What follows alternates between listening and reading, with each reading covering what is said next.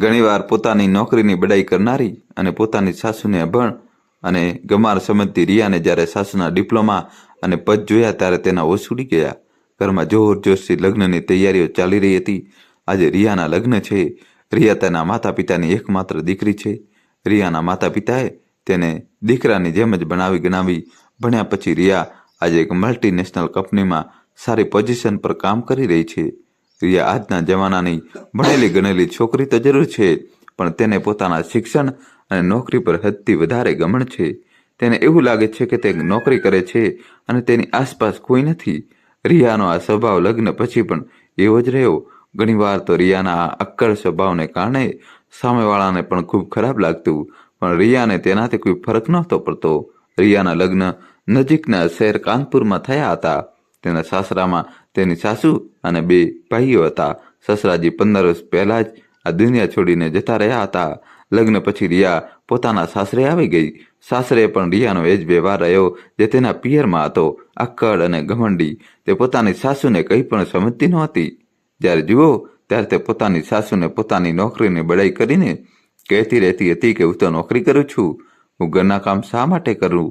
ઘરના કામ તમે કરો, હું પૈસા કમાઉં છું. રિયાને સાસરે આવ્યાને 1 અઠવાડિયું થયું હતું. આજે રિયાની રસોઈની વિધિ હતી. રસોઈની વિધિ કરવા માટે તે રસોડામાં ગઈ.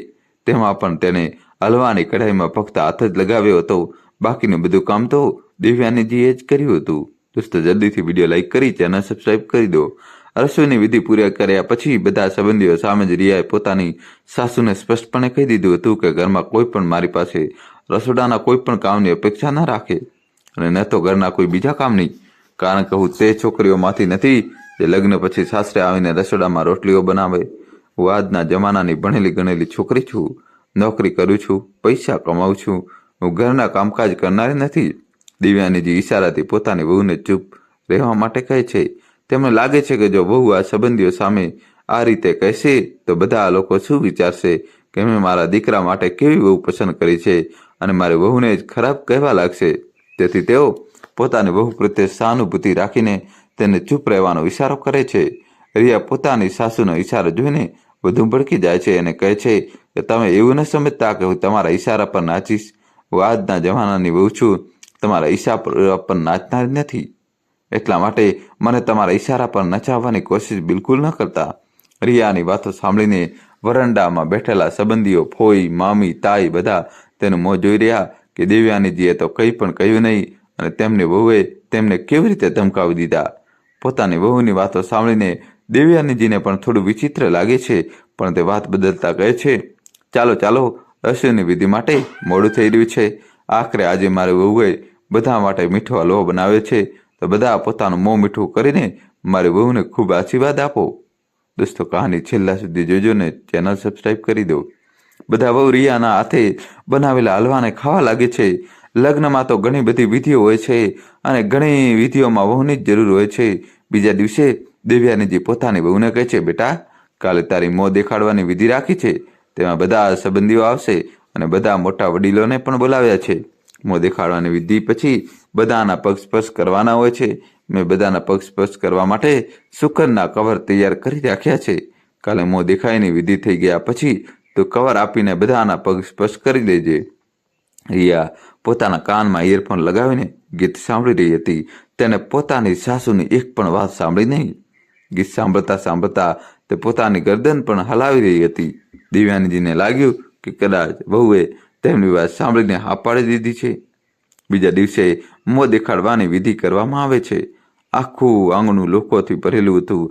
બધા સંબંધીઓ બેઠા હતા, પડોશના લોકો પણ બેઠા હતા. મોં દેખાડવાની વિધિમાં બધા લોકોએ વહુને સરસ ભેટ આપી રહ્યા હતા. પછી મોં દેખાડવાની વિધિ પછી દેવયાનીજી શુકરના કવર લઈને પોતાની વહુ પાસે ગયા અને બોલ્યા, બેટા, હવે તારે બધાને આ કવર આપીને પગ સ્પર્શ કરવાના છે. પગ સ્પર્શ કરવાની વાત સાંભળીને રિયા બધાની સામે દેવયાનીજી પર ભડકતા કહે છે, તમે શું સમજી રાખ્યું છે? હું આટલા બધા લોકોના પગ સ્પર્શ કરીશ? તે પણ ઝૂકીને? મારી તો કમર જ તૂટી જશે. હું કોઈના પગ સ્પર્શ કરવાની નથી. હું જૂના જમાનાની સીધી સાદી કે તમારી જેમ અભણ ગમાર નથી. હું આજના જમાનાની ભણેલી ગણેલી છોકરી છું. નોકરી કરું છું, સારો એવો પગાર કમાઉં છું અને તમે મારી પાસે એવી અપેક્ષા રાખી રહ્યા છો કે હું આ બધા લોકોના પગ સ્પર્શ કરું, તે પણ ઝૂકીને? મારેથી આ બધું નહીં થાય. આજે ફરીથી રિયાએ બધાની સામે દેવયાનીજીને ખરી ખોટી સંભળાવી દીધી. આંગણામાં બેઠેલા બધા લોકો આપસમાં કાનમાં વાતો કરવા લાગ્યા કે દેવયાનીજી કેવી વહુને લઈને આવ્યા છે, તે તો તેમની એક પણ વાત સાંભળતી નથી. દોસ્તો, કહાની છેલ્લા સુધી જોજો અને ચેનલ સબસ્ક્રાઈબ કરી દો. અત્યારે આ હાલ છે તો પછી ખબર નહીં શું કરશે. આ તો લગ્નની વિધિઓ જ માનતી નથી અને જ્યારે જુઓ ત્યારે દેવયાનીજીને નીચા બતાવતી રહે છે અને ઉપરથી પોતાની નોકરીની બડાઈ કરે છે. હવે તો ભગવાન જ ભલું કરે. દેવયાનીજીનું એકદમ તેજસ્વી વહુ લાવ્યા છે. પોતાની બહુ અને આંગણામાં બેઠેલા બધા લોકોની વાતો દેવયાનીજીના કાનમાં તીરની જેમ ભાગી રહી હતી. તેમને એવું લાગી રહ્યું હતું કે કોઈએ તેમના કાનમાં ગરમ તેલ નાખ્યું હોય. તેમ છતાં હિંમત કરીને તે ધીમેથી પોતાની વહુને કહે છે, બેટા, મેં તારી સાથે ગઈકાલે જ આ વિશે વાત કરી હતી ત્યારે તો તે હા પાડી હતી. જો તારે આ વિધિ ન કરવી હોય તો ગઈકાલે જ કહી દેત.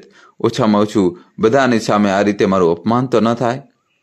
રિયા ચીસ પાડીને કહે છે, તમે મારી સાથે આ વિશે ક્યારે વાત કરી? મને તો યાદ પણ નથી. હું તો ગઈકાલે મારા રૂમમાં બેસીને ઇયરફોન લગાવીને ગીત સાંભળી રહી હતી. દેવયાનીજીને સમજાઈ જાય છે કે વહુએ તેમની વાત સાંભળી જ નહોતી. ત્યારે છત પર બેઠેલા દેવયાનીજીનો દીકરો ઋષભ પણ પોતાની માતા અને પત્ની બંનેની વાતો સાંભળી રહ્યો હતો. છત પરથી તે પોતાની પત્નીને ફોન કરે છે અને પોતાની પત્નીને સમજાવતા કહે છે, લગ્નની કેટલીક વિધિઓ હોય છે જેને માનવી પડે છે. તું પણ આ વિધિઓ નિભાવી લે, તે પછી તારે કંઈ જ કરવાનું નથી. તેમ ઋષભના સમજાવવાથી રિયા શુકનના કવર આપવા માટે અને લોકોના પગ સ્પર્શ કરવા માટે તૈયાર થઈ જાય છે, પણ તેના ચહેરા પર ગુસ્સો સ્પષ્ટપણે દેખાઈ રહ્યો હતો. બધી વિધિઓ થઈ ગયા પછી બધા લોકો પોતપોતાના ઘરે જતા રહે છે. ના ઘરે ગયા પછી રિયા દેવયાનીજી પર ગુસ્સે થઈને કહે છે, માજી, તમે મને તમારી જેવી બનાવવાની કોશિશ બિલકુલ ન કરતા. હું મારા માતા પિતાની એકમાત્ર દીકરી છું. ખૂબ લાડ પ્યારથી મોટી થઈ છું. મેં ક્યારેય કોઈના પગ સ્પર્શ કર્યા નથી.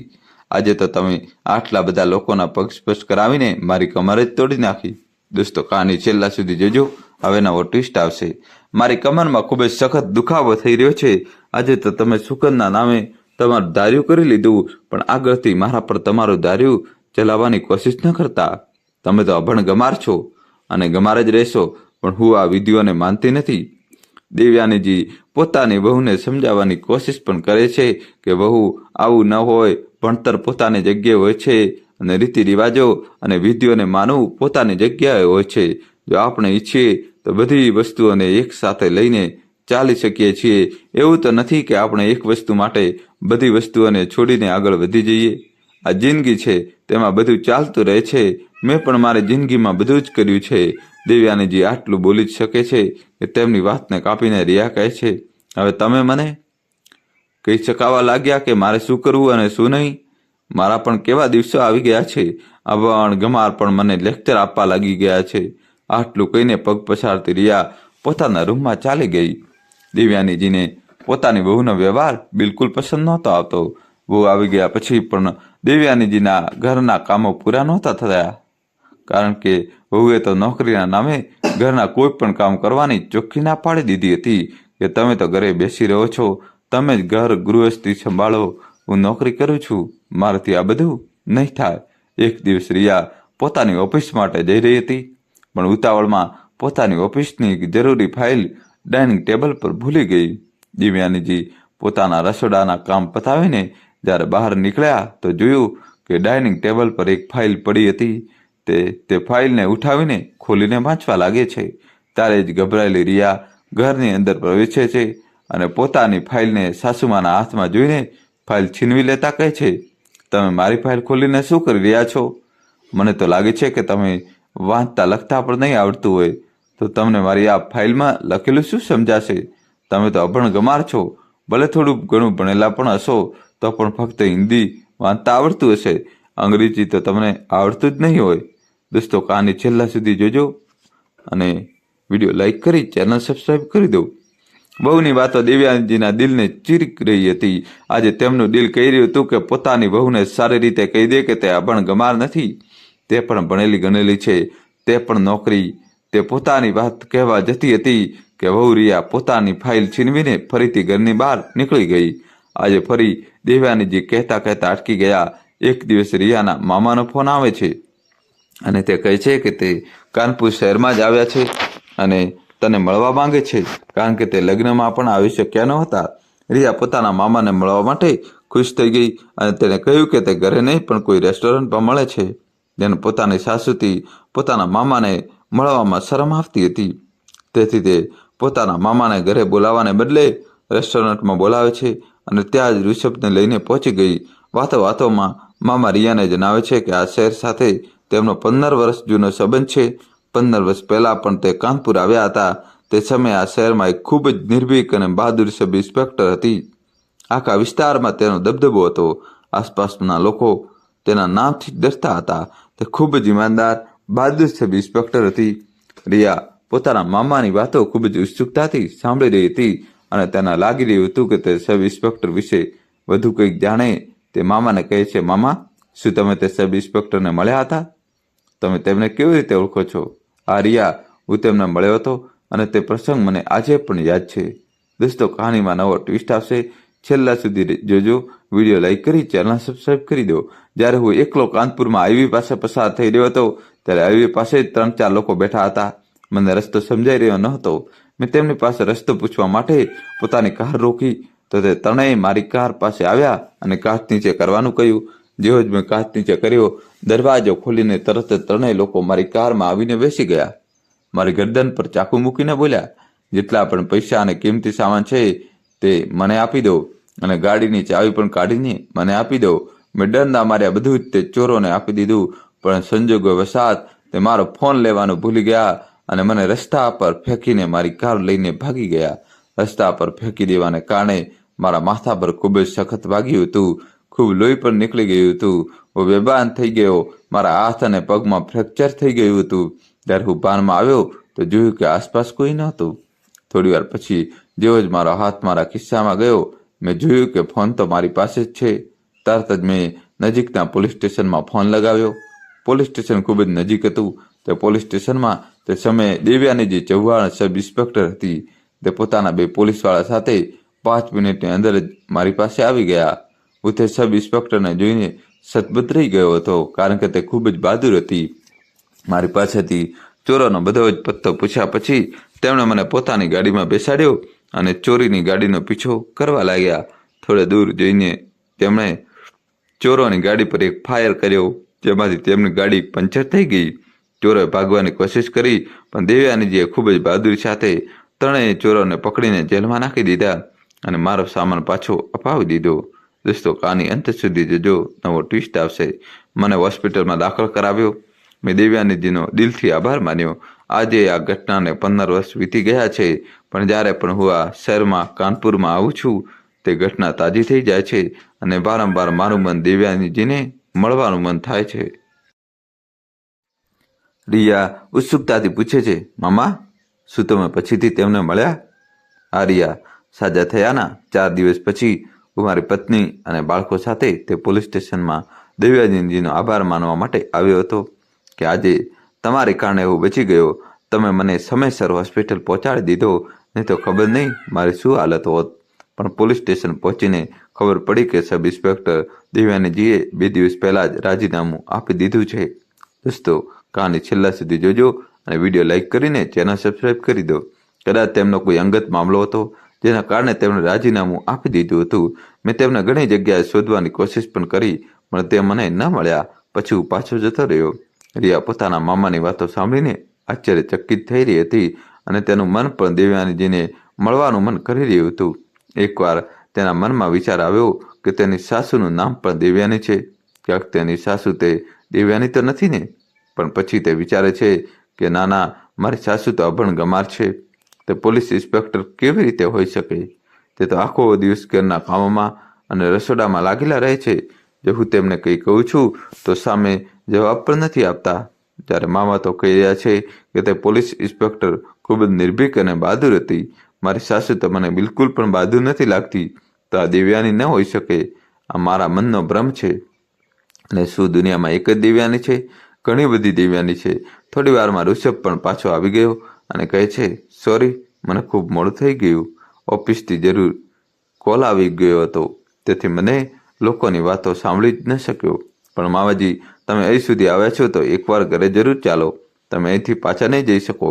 તમે અમારા લગ્નમાં પણ નહોતા આવ્યા, તેથી હવે તો તમારે અમારા ઘરે ચાલવું જ પડશે. ઋષભ મામાજીને ખૂબ જ આગ્રહ કરે છે. જોકે રિયાનું મન બિલકુલ નહોતું કે ઋષભ મામાજીને પોતાના ઘરે લઈ જાય અને પોતાની અભણ ગામઠી સાસુને મળાવે.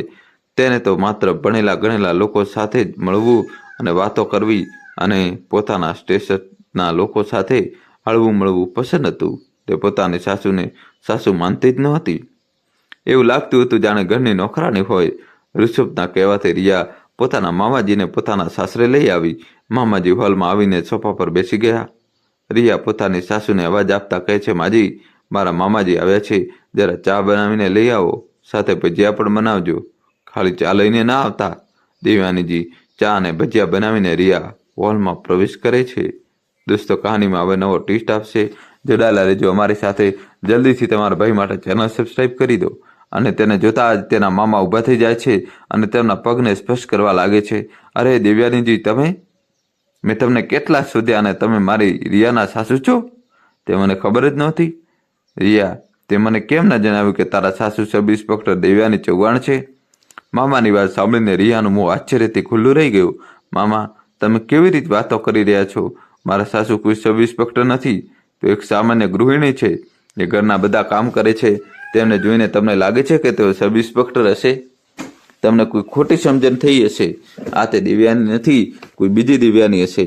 નાના રિયા, આ એ દેવ્યાનીજી છે, સબ ઇન્સ્પેક્ટર દેવ્યાની ચૌહાણ. તેમનો ચહેરો મને સારી રીતે યાદ છે. દેવ્યાનીજી ચા અને પકોડાની પ્લેટ ડાઇનિંગ ટેબલ પર મૂકતા કહે છે, હા, હું જ સબ ઇન્સ્પેક્ટર દેવ્યાની ચૌહાણ છું. તમે મને બિલકુલ સાચી રીતે ઓળખી છે. પોતાની સાસુના મોંમાંથી સબ ઇન્સ્પેક્ટર દેવ્યાની ચૌહાણ સાંભળીને રિયાના હોશ ઉડી ગયા. તેને સમજાયું નહીં કે આ શું થઈ રહ્યું છે, જેના વિશે તે છેલ્લા 4 મહિનાથી અભણ અને અણધર સમજતી હતી. તે એક સબ ઇન્સ્પેક્ટર હતી. તે પોતાના સમયમાં સબ ઇન્સ્પેક્ટર રહી છે. મેં કેટલી વાર તેમને અભણ અને અણધર કહ્યા છે. કેટલી વાર મેં તેમને મારી ડિગ્રી બતાવી છે, પણ મને ખબર નહોતી કે મારા સાસુ સબ ઇન્સ્પેક્ટર હતા અને તેઓ પણ નોકરી કરતા હતા. ત્યારે જ રિયાના મામા કહે છે, કદાચ તમે મને ઓળખી રહ્યા નથી, પણ હું તમને ખૂબ સારી રીતે ઓળખું છું. તમને યાદ છે, એકવાર રાત્રે તમે મને ચોરીથી બચાવ્યો હતો અને હોસ્પિટલમાં દાખલ કર્યો હતો. તો તમે મને સમયસર હોસ્પિટલમાં જો તમે મને હોસ્પિટલમાં દાખલ ન કર્યો હોત તો બધું પડતું લોહી વહી જવાને કારણે મારું મૃત્યુ પણ થઈ શક્યું હોત. સ્વસ્થ થયા પછી હું ફરીથી મારી પત્ની અને બાળકો સાથે પોલીસ સ્ટેશનમાં તમને મળવા અને તમારો આભાર માનવા આવ્યો હતો, પણ તમે મળ્યા જ નહીં. તમે મને ત્યાં કેમ ન મળ્યા અને તમે રાજીનામું કેમ આપી દીધું હતું? હવે રિયાના હૃદયના ધબકારા વધી રહ્યા હતા. તે જાણવા માટે ઉત્સુક હતી કે શું તેના સાસુ ખરેખર સબ ઇન્સ્પેક્ટર હતા, અને જો હતા તો તેમણે કેમ રાજીનામું આપ્યું હતું? દેવ્યાનીજી કહે છે, તમને બચાવ્યાના 2 દિવસ પછી જ મારા પતિનો એક અકસ્માત થયો હતો, જેમાં તેમનું મૃત્યુ થઈ ગયું. ઘરમાં મારા 2 નાના બાળકો હતા અને સાથે મારી વૃદ્ધ સાસુ પણ હતા, જેમની તબિયત ખૂબ જ ખરાબ હતી. તેની સંભાળ રાખવા માટે કોઈ એકનું ઘરે રહેવું ખૂબ જ જરૂરી હતું. જ્યારે મારા પતિ હતા ત્યારે તેઓ ઘરની બધી જવાબદારીઓ ખૂબ સારી રીતે સંભાળતા હતા અને હંમેશા મારો સાથ આપતા હતા. તેમણે ક્યારેય એવું ન વિચાર્યું કે તું નોકરી કરે છે અને હું ઘર સંભાળું છું. જ્યારે હું મારા પતિને ઘર સંભાળવામાં પૂરો સાથ આપતી હતી. ડ્યુટી પર જતા પહેલાં હું ઘરના બધા કામ કરીને જતી હતી, જમવાનું બનાવીને જતી હતી, સાસુની દવાઓ કાઢીને રાખી દેતી હતી, બાળકોના ટિફિન તૈયાર કરતી હતી. સાંજે જ્યારે ડ્યુટી પરથી પાછી આવતી ત્યારે ઘરે જઈને બધા માટે જમવાનું બનાવતી. મેં ક્યારેય પણ કોઈ કામ માટે મારા પતિ કે સાસુને ફરિયાદ નહોતી કરી. મેં મારું ઘર, બાળકો અને મારી નોકરીને ખૂબ જ સારી રીતે સંભાળ્યા હતા.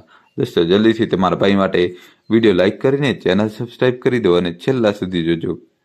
પરંતુ મારા પતિના ગયા પછી મારાથી એકલા બધું સંભાળી શકાતું નહોતું. મેં મારા બાળકો માટે નોકરી છોડી દીધી. થોડી ઘણી પેન્શનના પૈસા આવતા હતા, તેનાથી જ મેં મારા દીકરાને ભણાવ્યો અને ઘરના ખર્ચ ચલાવ્યા. નોકરી છોડવી એ મારી મજબૂરી હતી, એટલે મારે નોકરી છોડવી પડી. દેવ્યાનીજીની વાત સાંભળીને રિયા તેમની પાસે જાય છે અને કહે છે, માજી, તમે મને ક્યારેય કેમ ન જણાવ્યું કે તમે તમારા સમયમાં સબ ઇન્સ્પેક્ટર રહ્યા છો, જ્યારે મેં તો તમને કેટલી વાર અભણ અને અણધડ કહ્યા છે તમને. બહુ મેં તને ઘણી વાર કહેવાનો પ્રયાસ કર્યો છે, પણ કદાચ તે સાંભળવાની જરૂરત જ ન સમજી. મારી વાત અડધી અધૂરી સાંભળીને જ મને અભણ અને અણધડ કહીને નીકળી જતી. મેં ક્યારેય મારી વાત પૂરી સાંભળી જ નહીં. તો હું તને શું કહું? આજે રિયાને પોતાની ભૂલનો ખૂબ પસ્તાવો થઈ રહ્યો હતો કે જે સાસુને તે અભણ અને અણધડ સમજતી હતી તે તો આટલા બહાદુર અને નિડર સબ ઇન્સ્પેક્ટર રહ્યા છે, અને ઇન્સ્પેક્ટર કહેવા સાથે તેમણે પોતાના બંને બાળકો, ઘર અને વૃદ્ધ સાસુની પણ જે રીતે સંભાળ રાખી છે તે ખરેખર પ્રશંસાને પાત્ર છે. અને હું મારી એક નોકરી પર આટલું અભિમાન કરું છું, જ્યારે ન તો હજી મારા બાળકો છે અને ન હું ઘરની કોઈ જવાબદારી સંભાળું છું. મેં કેટલી વાર સાસુનું અપમાન કર્યું છે. રિયા પોતાના સાસુ પાસે માફી માંગે છે. માજી, મને માફ કરી દો. મેં તમને સમજવામાં બહુ મોટી ભૂલ કરી છે. મને લાગતું હતું કે હું જ એક એવું છું કે જે નોકરી કરું છું, અને મારી નોકરી સામે મેં ક્યારેય કોઈને કંઈ સમજ્યા જ નથી. પણ તમે તો મારાથી ઘણા આગળ છો. તમે તમારી નોકરી, તમારા બાળકો અને તમારા પરિવારને જે રીતે મેનેજ કર્યા છે, હું તો તેના વિશે ક્યારેય વિચારી પણ નથી શકતી. તમે ખરેખર મહાન છો. ત્યારે મામાજી કહે છે, હા બેટા, દેવયાનીજીએ બધી વસ્તુઓને ખૂબ સારી રીતે મેનેજ કરી છે. નોકરી છોડ્યા પછી પણ તેમણે પોતાના બંને દીકરાઓને જે રીતે સંસ્કાર આપ્યા છે તે આપણે બધા સારી રીતે જાણીએ છીએ. આજે રિયાની આંખોમાં પછતાવાના આંસુ હતા. તેને હવે વિચારી લીધું હતું કે આજ પછી તે ક્યારેય પણ પોતાની નોકરીનું અભિમાન નહીં કરે અને પોતાના સાસુ સાથે ઘરના કામમાં પણ હાથ વેચાવશે. કારણ કે નોકરી કરવાનો મતલબ એ નથી તમે ઘરના કામોથી પલ્લા ઝારકીને બેસી જાઓ. રિયાની આંખોમાં આંસુ જોઈને દેવયાની જે તેને આંસુ લૂછતા કહે છે, બહુ, જો તને ખરેખર તારા ખરાબ વર્તનનો પસ્તાવો છે તો આ વાત હંમેશા યાદ રાખજે કે ક્યારે પણ કોઈને પોતાનાથી ઓછા ના આંકવા. પછીને નોકરી કરતો હોય કે ન કરતું હોય, પરંતુ કોઈનાથી ઓછું નથી હોતું. દરેક વ્યક્તિ પોતાના જીવન જીવી રહી છે. દરેકની જિંદગીના પોતાના સંઘર્ષ છે. કોઈ નોકરી નથી કરતું તો તેનો મતલબ એ નથી કે તેને કંઈ આવડતું નથી. અરે, જે નોકરી કરે છે શું તેને બધું જ આવડે છે? દેવયાનીજીની વાત સાંભળીને રિયા પોતાના સાસુ પાસે માફી માંગે છે અને પોતાની સાસુને વચન પણ આપે છે કે હવે તે કોઈને પણ ઓછા નહીં આંકશે. તો મિત્રો, તમને આ વાર્તા કેવી લાગી? કમેન્ટ કરીને જરૂર જણાવજો. અને જો વાર્તા પસંદ આવી હોય તો કૃપા કરીને વિડીયોને શેર, સબસ્ક્રાઈબ કરજો. ખૂબ ખૂબ આભાર તમારો. અને કોમેન્ટ્સમાં દોસ્તો, તમે કયા ગામ, કયા શહેરથી આ સ્ટોરી જોઈ રહ્યા છો એ જણાવવું જ પડશે. વિડીયો લાઇક કરી ચેનલ સબસ્ક્રાઈબ કરજો. ખૂબ ખૂબ ધન્યવાદ. દિલથી આભાર.